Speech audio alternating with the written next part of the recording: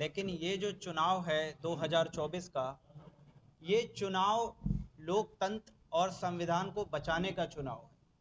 क्योंकि भारतीय जनता पार्टी के नेता अनंत हेगड़े जी ने कर्नाटक में एक वक्तव्य दिया है कि हम अगर 400 सीटें लाएंगे तो देश का संविधान भी बदल देंगे। तो जिनकी मंशा देश के लोकतंत्र में और संविधान में भी नहीं है, वो लोग संविधान बदलना चाहते हैं, उन लोगों की विदाई को बहुत जल्दी होने वाली है। क्योंकि जनता इन लोगों के पिछले 10 सालों के जुमलों से परेशान है। इन्होंने 10 सालों के पहले क्या बोला था, बहुत हुई महंगाई की मार, अब की बार मोदी सरकार। तो 10 साल के बाद आज महंगाई कहाँ है कि जो पेट्रोल 60-62 रुपए में था, वो आज लगभग 100 को टच कर गया। जो डीजल 57-58 का था, वो 90 प्लस पे है। उसके बाद जो दालें 60-70 रुपए किलो की थी, वो 100 से प्लस हैं, 150 के आसपास हैं। सरसों का तेल जो बेसिक हैं, वो 150-200 रुपए की मिल रही हैं। सिलेंडर 450 का था, भाई साहब ने अभी बताया 1200 के आसपास का सिलेंडर दे रहे हैं। जो गरीब आदमी कहां से लाएगा और क्या कैसे अपना घर चलाएगा, उसके ऊपर मोदी सरकार की कोई भी नियत और कोई भी नीति नहीं है। दूसरी चीज, आज आप भाजपा का पूरा मैनिफेस्टो पढ़ लो। जो 10 साल पहले 2 करोड़ नौकरियों की बात करते थे, आज उनके मैनिफेस्टो में यूसीसी है, लेकिन नौकरियों की बात नहीं है। वो कहते हैं हम तीसरी वर्ल्ड की सबसे बड़ी इकोनॉमी बनेंगे, लेकिन कैसे? वो ऐसे बनेंगे कि उन्होंने बोला है कि देखिए आज भारत इतना ग्रो कर गया, उतना ग्रो कर गया, लेकिन कैसे? क्योंकि सारी भारत की संपत्तियों को बेच दिया जाए। पीएसयूज की बात कर लेते हैं दोस्तों। तो पीएसयूज में चाहे वो एनटीपीसी हो, चाहे वो एलआईसी हो, बैंकों का देख लीजिए। आज 19 बैंक जो प्राइवेट सेक्टर के, वो पब्लिक सेक्टर के बैंक थे, वो 12 हो गए क्योंकि बैंक सब घाटे में चले गए। उनके ही मिनिस्टर ने पार्लियामेंट में बोला कि हमने 10 लाख करोड़ रुपए माफ करे, किसके? अमीरों के। जो विजय माल्या लेके गए, नीरव मोदी लेके गए, नितिन संदेशराज लेके गए, और ना जाने तमाम कितने लोग यहां से भागे। लेकिन किसानों के कर्जे की बात आती है तो मोदी जी वहां पे दिल्ली में जो किसान 1 साल आंदोलन करते रहे, उनके लिए मोदी जी ने कोई किसान का कर्जा माफ नहीं किया। तो ना तो ये किसान के हुए, ना ये युवाओं के हुए, ना ये गरीब इंसान के हुए।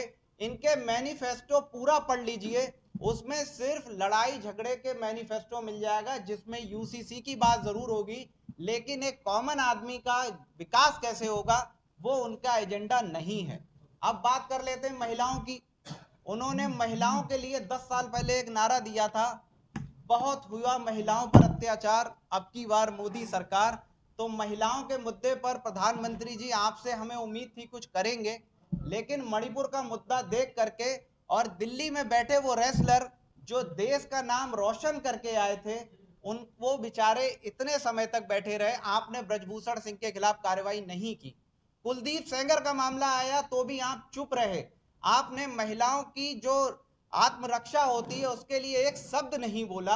आपने पार्लियामेंट में 2 घंटे का भाषण दिया, लेकिन मणिपुर के मुद्दे पे 2 मिनट बोले। तो आज आप, ये देश आपको देख रहा है, ना तो महिलाएं सुरक्षित हैं, युवाओं को तो रोजगार का कोई अवसर मिलना नहीं है। तो इसलिए भारतीय जनता पार्टी अब जान चुकी है, इसीलिए वो डिस्ट्रैक्ट करने के लिए सिर्फ मंगलसूत्र और जो है हिंदू मुसलमान और जो है बकवास पाकिस्तान तालिबानी और इन सब बातों में उलझा के आपसे वोट लेना चाहते हैं। हमारी पार्टी ने, कांग्रेस ने मैनिफेस्टो निकाला है जिसमें आपके 5 न्याय और 25 गारंटियां हैं। ये मैनिफेस्टो किसी अमीर के लिए नहीं है। अमीर जो कि सरकार तो बीजेपी की है। इसमें 5 न्याय में हमने दिया है युवा न्याय।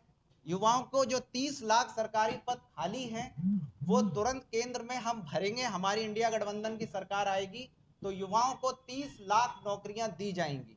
उसके बाद में नारी का न्याय है, प्रतिवर्ष महिला को 1 लाख रुपए दिया जाएगा। किसानों का न्याय है जिसमें एमएसपी की गारंटी है कि हम एमएसपी का कानून जरूर बनाएंगे। इंडिया गठबंधन की सरकार बनेगी तो किसान हमारी प्राथमिकता है। श्रमिक न्याय है और हिस्सेदारी न्याय है। तो ये 5 न्याय हैं और 25 गारंटियां हैं जो भारत के लोगों से विचार विमर्श करके, गरीब क्लास, मजदूर, उनसे विचार विमर्श करके हमने ये तैयार किया है मैनिफेस्टो। ये मैनिफेस्टो भारत के पूंजीपतियों का नहीं है, ये उस देश की जनता का है जिसको जरूरत है, मध्यम वर्गीय, निम्न वर्गीय, लो वर्गीय, उनके द्वारा बनाया गया ये मैनिफेस्टो है। तो आज भारत के लोगों को चाहिए कि भाजपा को सबक सिखाएं और जल्द से जल्द इनकी विदाई करें। धन्यवाद।